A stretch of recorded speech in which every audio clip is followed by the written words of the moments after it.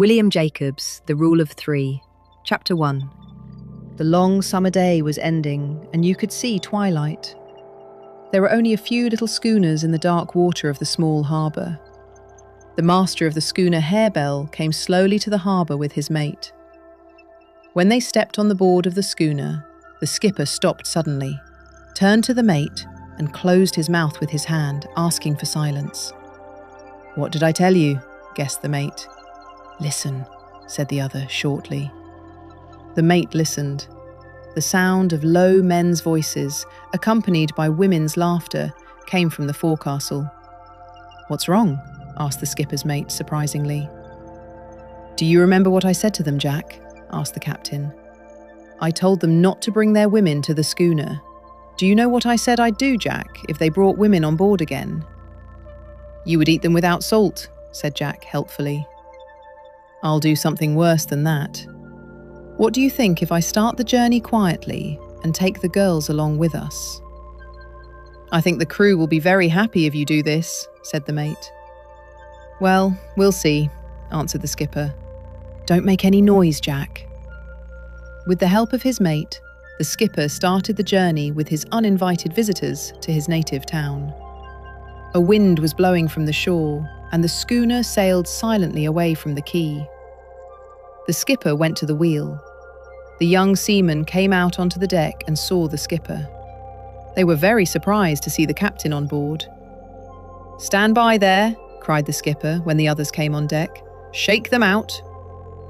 "I'm very sorry, sir," said one of the young seamen, with more politeness in his tone than he had ever used before.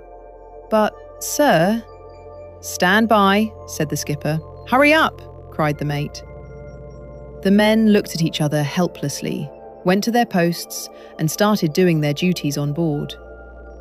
At that moment, the women began to cry very loudly when they understood their position.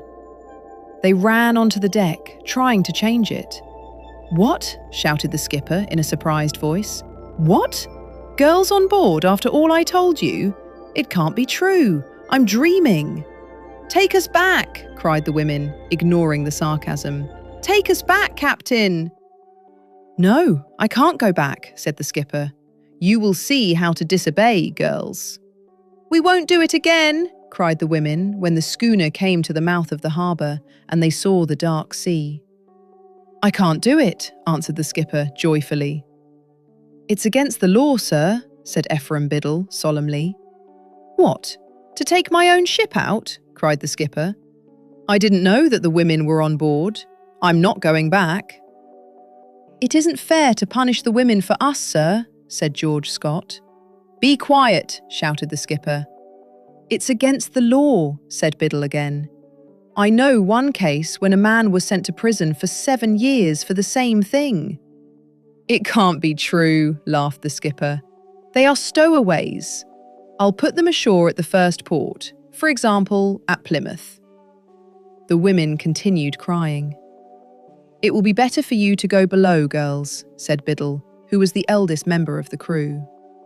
"Why don't you make him take us back?" said Jenny, the biggest of the 3 girls. "Because we can't do it, my dear girl," said Biddle. "It's against the law. We must obey our captain. You don't want to see us in prison, do you?" "I don't care, George. Take us back," said Miss Evans. "I can't," said George. "Well, you can look for somebody else then," said Miss Evans angrily. "You won't marry me. How much will you get if you make the skipper come back?" "Nearly 6 months, I think," said Biddle. "6 months will soon pass," said Miss Evans.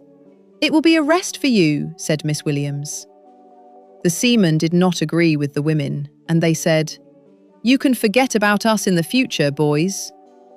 For some time, the seamen tried to calm the girls, but it was not successful. So they left the women and went to their cabin, leaving the satisfied skipper at the wheel. It was a clear night with a light wind. When the skipper was left alone, he began to have doubts about his actions. Maybe he was not right when he didn't take the women back. But it was too late to return, and he decided to go on. It was the best way to keep the wheel in his own hands, and he stood there until morning.